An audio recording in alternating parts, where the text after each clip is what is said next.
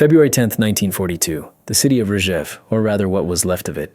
The air temperature was minus 28 degrees Celsius, minus 18 Fahrenheit. Inside the ruins of a stone house on the second floor, the temperature was only slightly higher. It could be felt in every cell of the body, with every breath that turned into a weightless cloud of vapor, instantly dissolving into the icy twilight. 3 figures, nearly motionless, blended with the shadows. This was Helga, a 42-year-old widow, her 16-year-old son Carl, and her 14-year-old daughter Lizel. For 9 days now, they had been ghosts in their own home.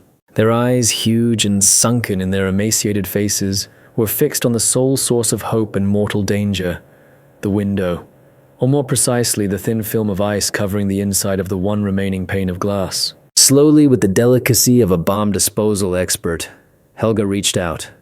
Her fingers, wrapped in rags, touched the cold surface. Her index fingernail became a chisel. She scraped. The sound was a barely audible whisper, like the breath of a mouse. But in their world of absolute silence, this sound was a thunderclap. Every speck of ice dust, every frozen droplet was priceless. This was their water, their life. They licked it from their fingers in turn. First Lizel, then Carl, and finally Helga. Hunger was a dull, constant ache in their stomachs, but thirst was a red-hot nail in their throats. For 2 days they had eaten nothing but a handful of wallpaper paste scraped from the wall, mixed with melted snow. It tasted of starch and desperation. They did not speak. Language was their enemy. Any word could be their last. Their communication was a language of glances, of barely perceptible nods, of light touches. They were a single organism, obeying a single law: silence. Below them on the first floor lived the Russians. They could hear their guttural speech, their coughing, and sometimes the quiet, mournful song of an accordion. Even lower, in their own cellar, the Germans had dug in. From there came sharp, clipped commands, the clang of weapons, muffled laughter. 2 armies, 2 worlds, separated by nothing more than thin wooden floorboards, and between them, in a no-man's land 3 meters high, the Schneider family was trapped. They knew the schedule of their uninvited neighbors better than any staff officer. They knew when the Russians had lunch and when the Germans changed the guard. They had learned to move only during moments of noise. During an artillery barrage, when the whole house trembled and groaned, they could crawl a few meters to the window. During a firefight, they could afford the luxury of coughing into a rag, praying that the rattle of machine gun fire would drown out the dangerous sound. At that moment, Carl, his unseeing eyes fixed on a crack in the floor, froze. His body tensed. Helga placed a hand on his shoulder, and he flinched. In his eyes, she saw more than just fear. She saw what she had dreaded most these past 9 days: madness. A quiet, slow madness born of hunger, cold, and unbearable tension. He moved his lips, silently forming a single word: can't. And in that moment, she understood that the most terrifying ordeal was yet to come. But to understand how a stonemason's house turned into a vertical battlefield, and its inhabitants into incorporeal shadows, we must go back 10 days, to the last day their world had not yet completely collapsed. On January 31st, 1942, the Schneider family's world still had shape. Yes, it was a wartime world.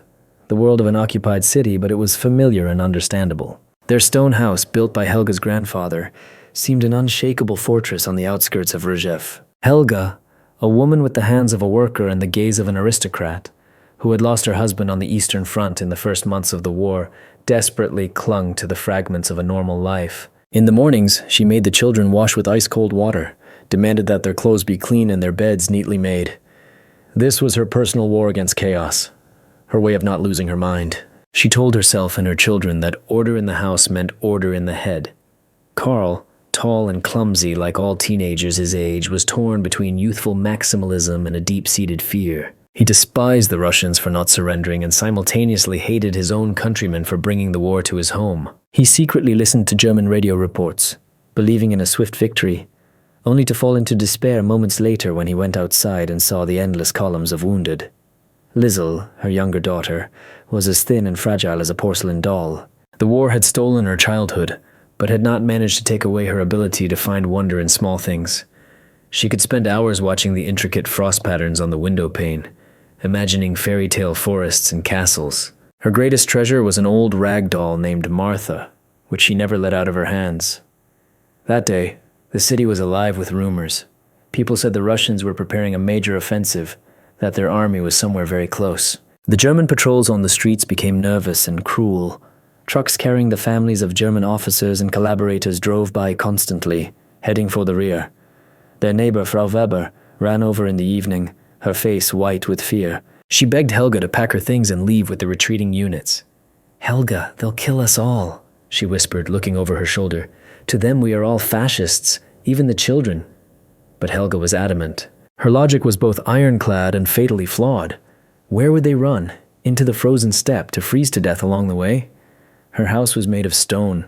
It had withstood 2 revolutions in the First World War. It would protect them. The walls were thick, the cellar sturdy. They just needed to wait it out, to endure. She believed in the strength of the stones her grandfather had laid more than in the promises of officers and the panicked cries of her neighbors. It was pride and stubbornness, mixed with a fear of the unknown. That evening, as a blizzard howled outside and the distant roar of cannon fire grew slightly louder, they sat at the table. For dinner, there was a watery soup of frozen potatoes. Liesl was feeding her doll with a spoon. Carl stared grimly into his plate, silent. He wanted to argue with his mother, to scream that she was making a mistake, but he didn't dare. Her authority was absolute. "We are staying," Helga said firmly, as if answering his unspoken thoughts. "This is our home. No one has the right to drive us out." She did not yet know that soon they would be begging to be driven out, that their home, their fortress, would become their most terrifying prison. None of them slept that night. The rumble grew, drawing closer, transforming from an abstract background noise into a real, tangible threat. The window panes trembled, the dishes in the cabinet rattled. It seemed as if the very earth was groaning beneath their feet. Helga sat by Liesl's bed, holding her hand. Carl stood at the window, peering into the darkness, where a crimson glow was already spreading across the horizon. He did not yet suspect that the sound he would hear in a few hours would not be the roar of distant guns, but the splintering of their own front door, kicked in by a rifle butt. On February 1st at 5 a.m, the war ceased to be a distant rumble and burst into their home. It all began with a deafening explosion somewhere very close. The house shuddered like a living creature dealt a mortal wound. The remaining glass in the window frames shattered with a clang.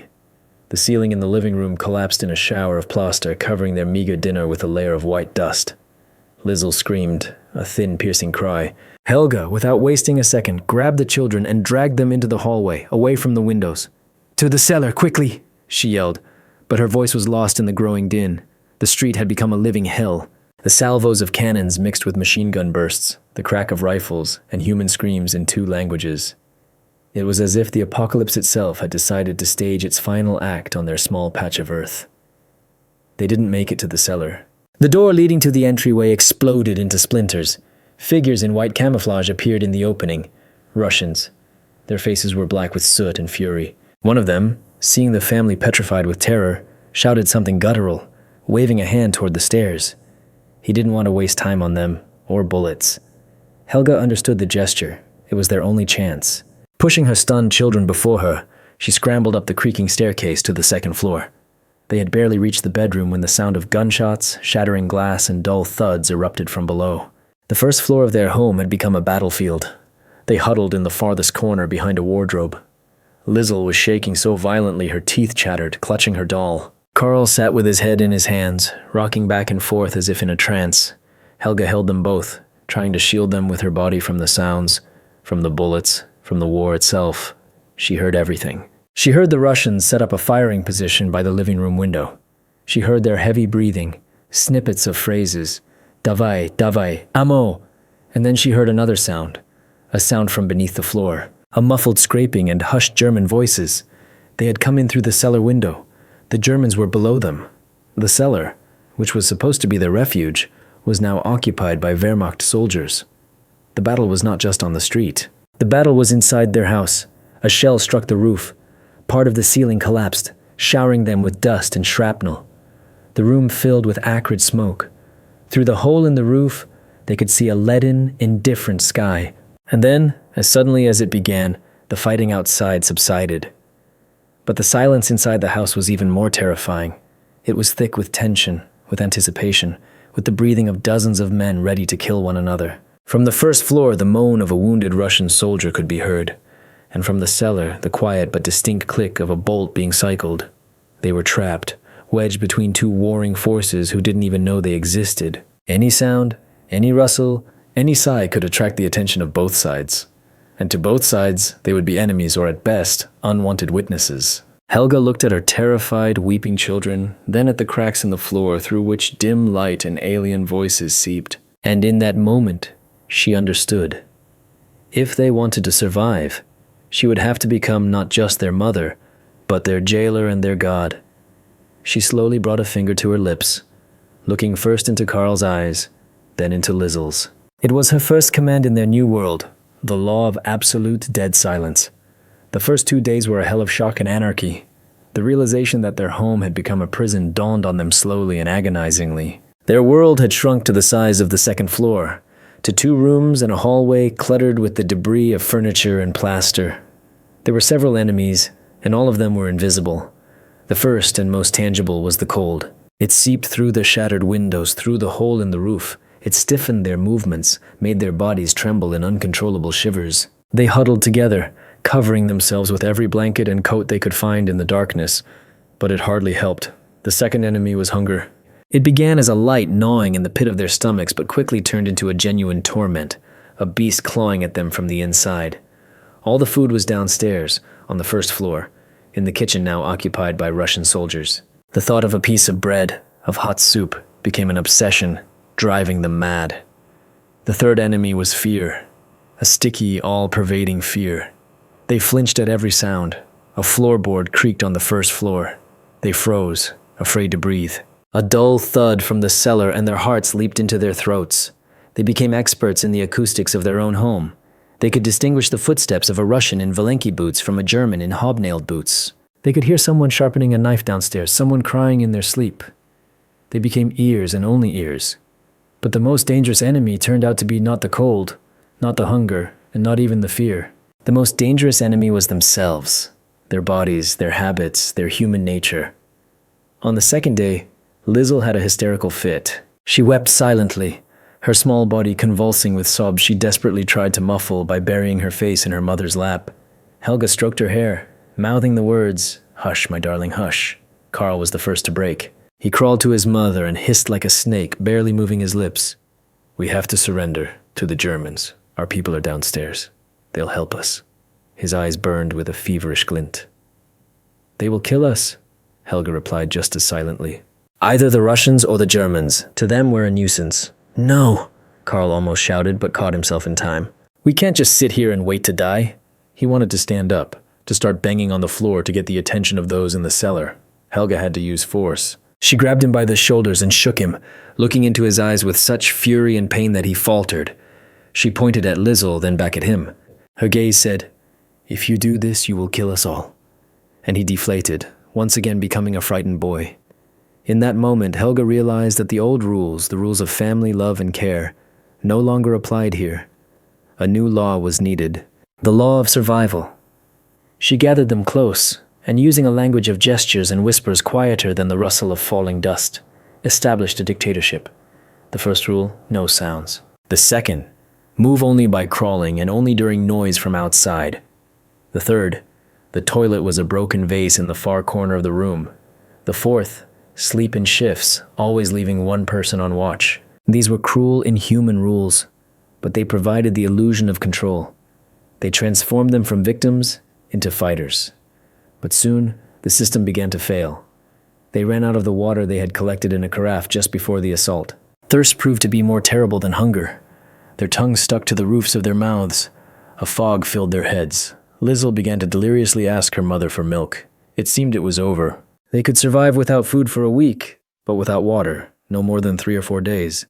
Sitting in her corner, Helga stared at the window, where the rays of the meager winter sun played, and suddenly, she noticed it. On the inner side of the glass, where their warm breath met the freezing air, tiny droplets of water were forming, instantly freezing into a thin crust of ice. She stared at this ice, and in her lifeless eyes a spark of insane, unbelievable hope ignited. Helga's discovery was both a salvation and the beginning of a new, grueling task that demanded an infernal patience and caution. Ice on the glass. Frost on the metal parts of the bed. Melted snow that the wind blew through the hole in the roof, collecting in the hollows of the windowsill. These were their wells, their springs, but obtaining this water was a nearly impossible task. Every movement toward the window was a risk. The floor creaked. Shards of glass and stone crunched underfoot. Any careless sound could be a signal to those below. They developed an entire system. Helga, being the lightest and most cautious, became the water carrier. She would wait. For hours without moving, she sat and waited for the saving sound. And then it would begin. A distant artillery duel, or a firefight on the next street. And to the accompaniment of this deadly music, she would begin her slow, agonizing journey. Millimeter by millimeter, she crawled toward the window. Her tool was a shard of a mirror. With this shard, she scraped the precious ice crystals from the glass into her cupped hand. Every movement was calculated, every sound mortally dangerous. She would pour the collected crystals into the single intact cup. Then, just as slowly, she would return to her children. They waited for her, holding their breath. The cup was placed between them, and they waited for the warmth of their bodies to melt the ice. The first few sips of the cloudy, cold water were a divine pleasure. This was their first victory. A small, insignificant victory on the scale of a world war, but for them it was monumental. They had conquered thirst. This success breathed new life into them. Even Carl, who had been ready to surrender, was inspired. He suggested using a long splinter of wood to reach the snow on the windowsill without crawling all the way to the window. Lizzle, in turn, noticed that the frost on the metal melted faster and began collecting it with a cloth that could then be squeezed out. They had become a team, a tribe surviving in an ice age in the middle of the 20th century. Their unexpected weapon became observation, ingenuity, and boundless patience. But victory over thirst only sharpened another more terrible problem: hunger. Their stomachs cramped with pain. The conversations they had in their minds were only about food.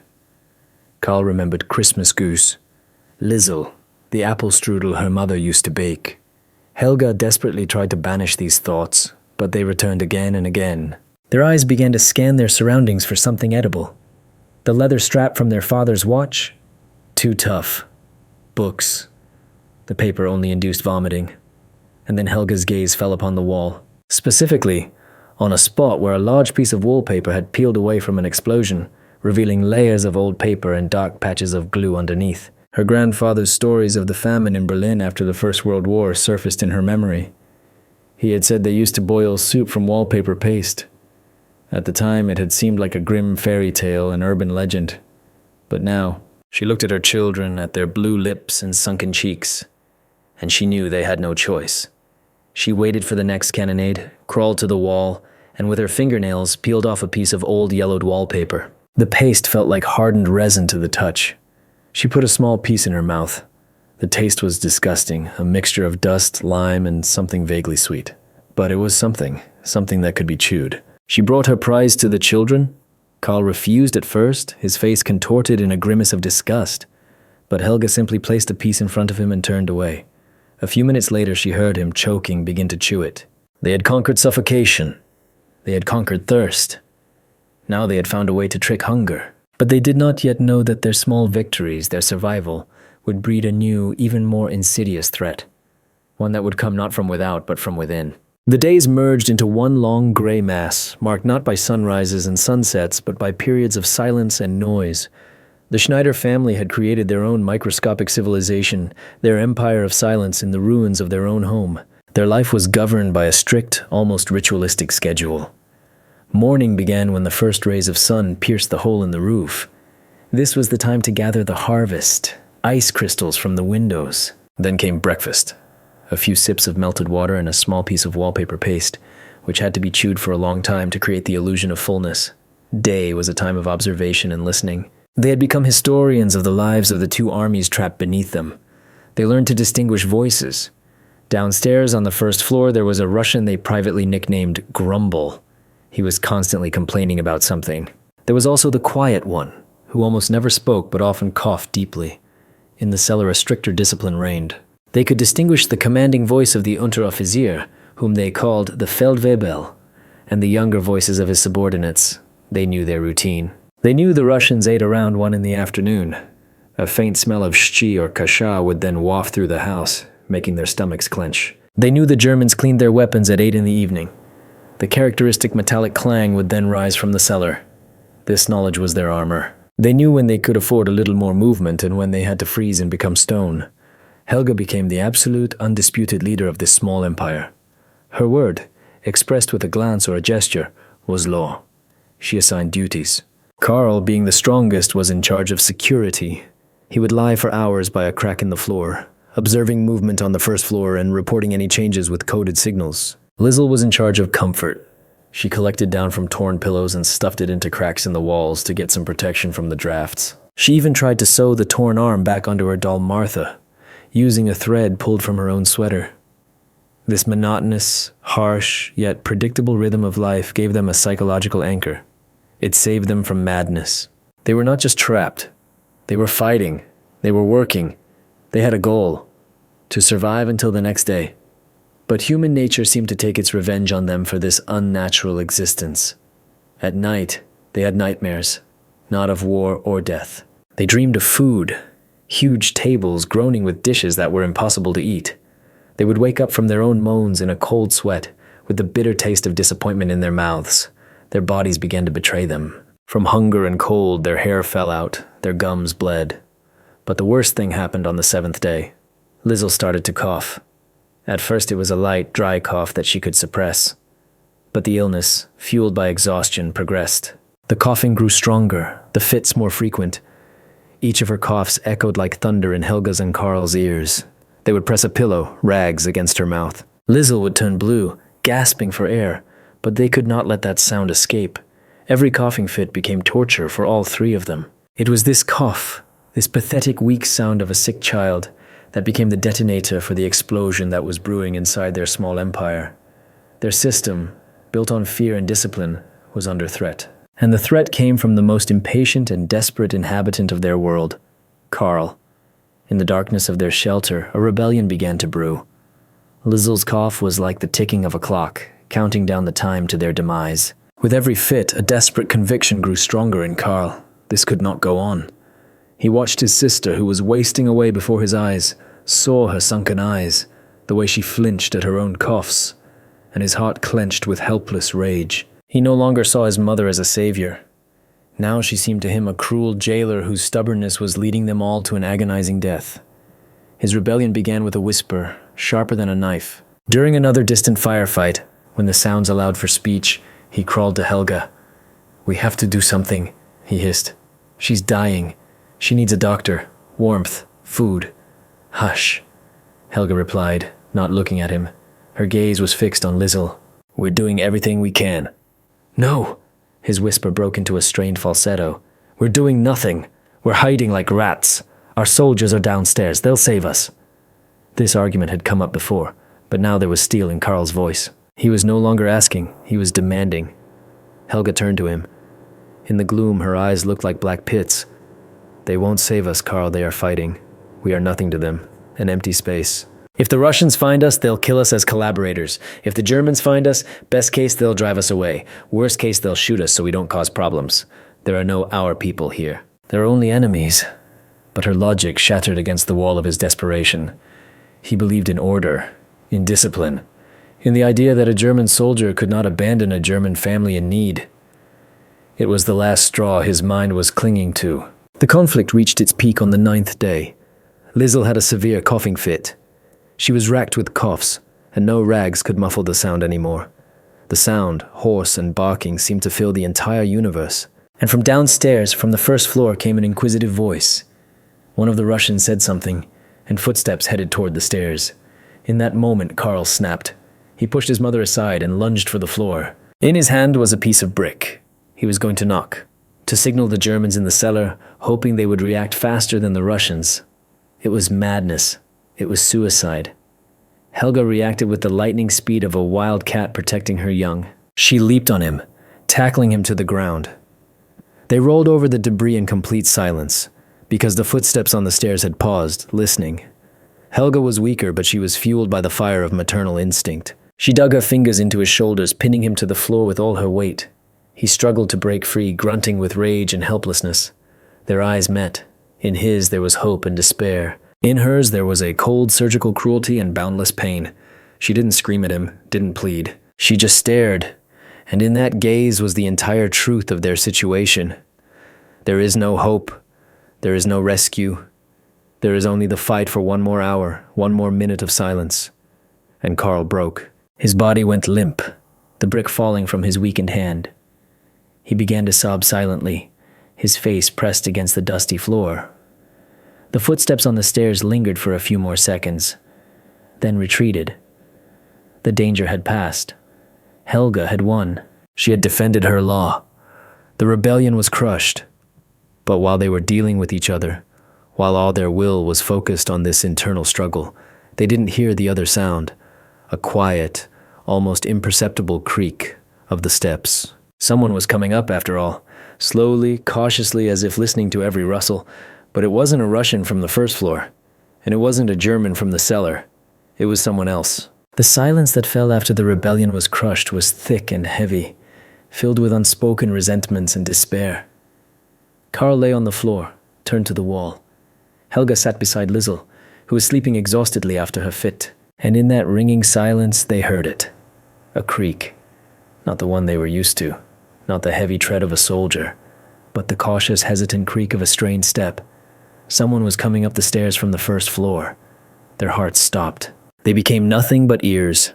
A step, another step. The person was moving slowly, with difficulty, as if dragging a wounded leg. He stopped on the last step, and they heard his breathing. Hoarse, ragged, with a slight whistle. And then a silhouette appeared in the doorway of the room. It was a Russian soldier. A boy, really, no older than 19. His camouflage smock was torn at the shoulder and soaked with dark, almost black blood. His face was gray, with beads of sweat on his forehead. He was clutching a rifle, but he held it as if it were incredibly heavy. He had likely been wounded during the morning firefight and had been lying low in a corner somewhere. And now, having regained consciousness, was looking for a safer hiding place. Their eyes met. For one endless second, all four of them froze like statues. In his eyes there was astonishment, disbelief, and then fear. He saw them, three ghosts emerging from the shadows. He opened his mouth to scream, to call for his comrades, but only a weak croak escaped his chest. He had no strength. He staggered, leaned against the doorframe, and slowly began to sink to the floor. The rifle fell beside him with a dull thud. A moment of absolute crystalline horror descended. The Schneider family faced a choice you wouldn't wish on your worst enemy. Their secret was out. This soldier, even if he died now, might have already drawn attention. If he came to and screamed, the Russians would find them. If they found him dead on their floor, they would still find them. Carl looked at his mother, then at the rifle lying nearby, then at the wounded man. In his gaze, Helga read a terrible decision. Kill him. Right now. Quietly. Strangle him. Or hit him with something heavy, so he wouldn't have time to betray them. It was logical. It was the right thing to do from a survival standpoint. Cruel, but necessary. The surgical cruelty she herself had considered. But Helga looked at the boy lying on the floor. He was only a few years older than her own son. His lips were white, his breathing barely audible. He wasn't an enemy. He was just a dying human being. And in that moment, something more ancient than the instinct for self-preservation spoke within her. The mother, the widow, the human being spoke. She couldn't do it. She couldn't kill a child even if he wore an enemy uniform.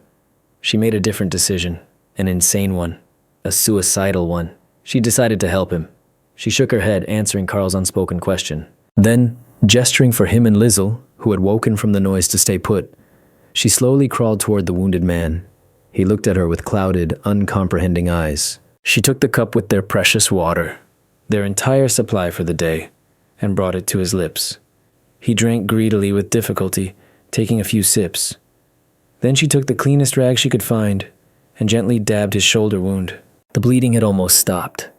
He was weak from blood loss and possibly infection. Carl stared at her as if she were mad. Lizzle, with a mixture of admiration and fear. They had broken the main law of their empire. They hadn't just made a sound. They had made contact with the enemy, helped him. This was the highest form of treason against their own survival.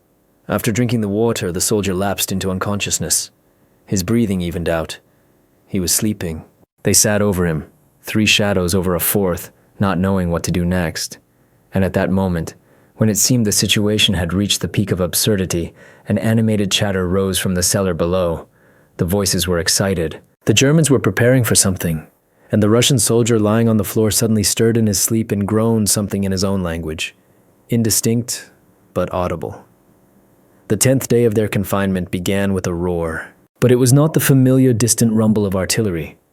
It was a roar and a grinding that shook the very foundations of their house.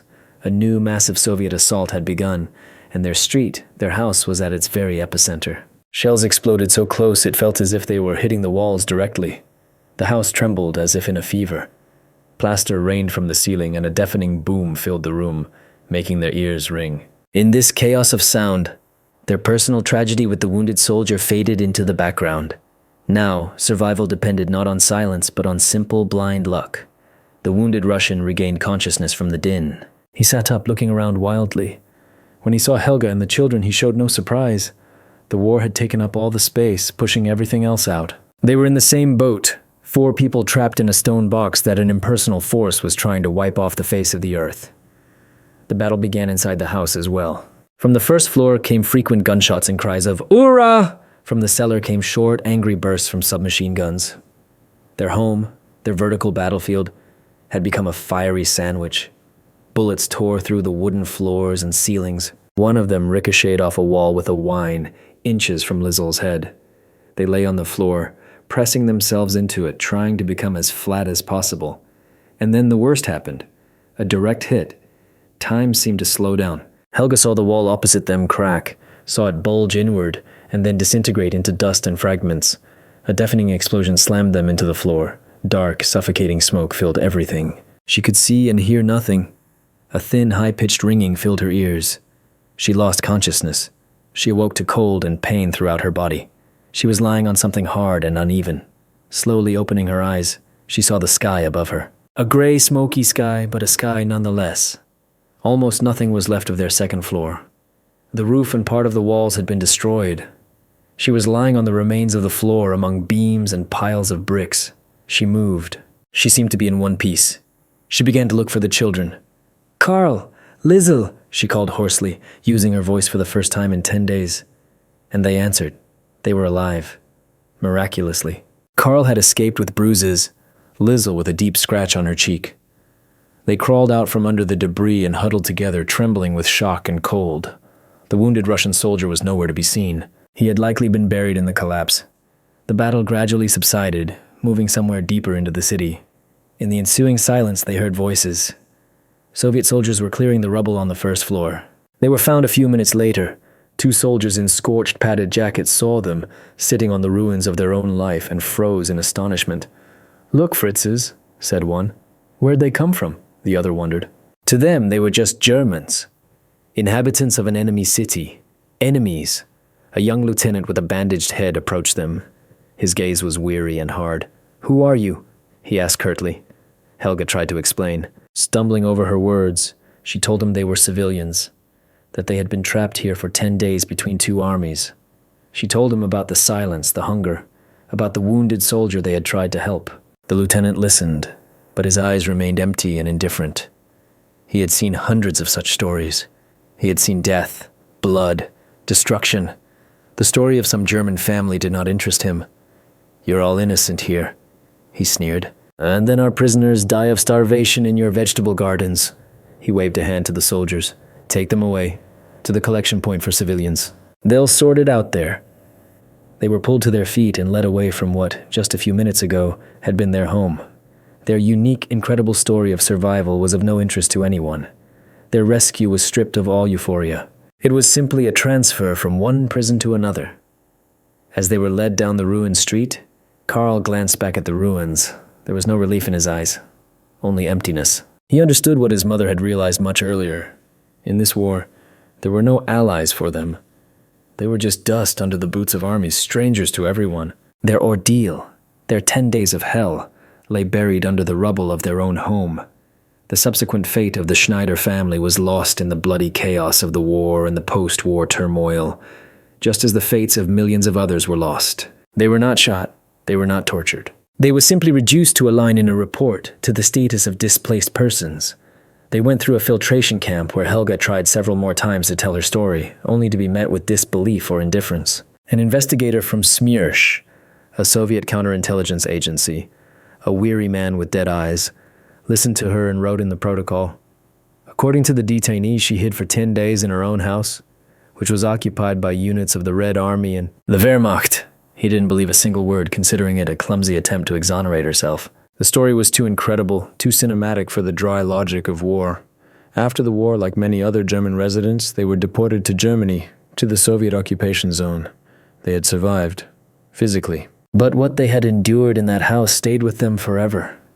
They had won their small war, but lost in the collision with the larger world. Karl never managed to recover. He grew into a sullen, silent man. He had a panic-stricken fear of silence. The radio was always on in his house. Music was always playing. Any pause in the sound would transport him back to that dusty second-floor room, where every creak of a floorboard could cost a life. He often woke up at night from his own screams. He could not forgive his mother for her cruel truth, nor could he forgive himself for his desire to surrender. He died in 1973 from a heart attack. He was only 47 years old. Lizzle lived a long life. She married, had children, became a schoolteacher. But the shadow of the war never left her. She developed a severe form of claustrophobia. She couldn't be in small enclosed spaces. She never told her children or grandchildren what had happened to her. But sometimes, when she was sick and started to cough, a primal animal terror would appear in her eyes, and she would instinctively cover her mouth with her hand. And Helga lived to be 92. She outlived her children, outlived her enemies, outlived the very memory of that war. She became a quiet, withered old woman with incredibly clear and deep eyes. She never again told her story to anyone. She understood that no one needed her truth. The world wanted to hear about heroes and villains, about victories and defeats, and her story was about something else, about silence, about hunger, about how a person can become a ghost in order to survive. She was buried in a small cemetery near Dresden. Her gravestone bears no mention of Rzhev, just a name and dates of life. But, as the locals say, sometimes at night, when a strong wind blows, a barely audible whisper, like the rustling of dry leaves, can be heard from her grave. Some say it's just the wind. Others believe it's old Helga, finally able to speak without fear of being heard. Official history, as always, is sparse and indifferent to details. In military archives, one can find a mention that a stone house on the outskirts of Rzhev, which held strategic importance, was partially damaged during the fighting on February 1st and finally destroyed on February 10, 1942. The casualty reports on both sides list dozens of names. There is no mention of civilians trapped inside, nor could there be. Their fate was not recorded. Their suffering did not make it into any report. From the perspective of grand history, the Schneider family simply did not exist on the second floor of that house. But human history lives by different laws. It seeps through the dry lines of orders. It lives in omissions, in rumors, in soldiers' tales whispered around a campfire. Among the few veterans who fought in that hell, which would later be called the Rzhev meat grinder, a strange legend circulated. It was said that in one cursed house, where the Russians held the first floor and the Germans were in the cellar, ghosts lived on the second floor. Soldiers from both sides standing guard in the house would sometimes hear strange rustles, quiet weeping, and a barely discernible cough from upstairs. At first they thought it was rats or the wind, but the sounds were too human. The house was considered unlucky. It always saw the heaviest losses. Superstitious soldiers said that the souls of the murdered inhabitants could not find peace. No one could have imagined that these ghosts were living people of flesh and blood, fighting their own, most terrifying and silent battle of the war. The story of the Schneider family turned into a legend, a myth of silent spirits trapped between two fires. And perhaps this is the most just form of memory. After all, they were ghosts. They made themselves invisible, inaudible, in order to survive. And their story, not written in any archive, proved to be more resilient than the stone from which their house was built, and the steel from which their enemies' weapons were made. This story is not just a chronicle of survival. It is a reminder that the greatest battles of the Second World War were fought not on the maps of general staffs, but in the souls of ordinary people, in the hearts of those who, finding themselves at the epicenter of hell, managed to preserve the most important thing, the will to live and the ability to remain human even when the entire world around them had ceased to be. Their feat of oblivion is a quiet hymn to the human spirit, which can be destroyed but can never be broken.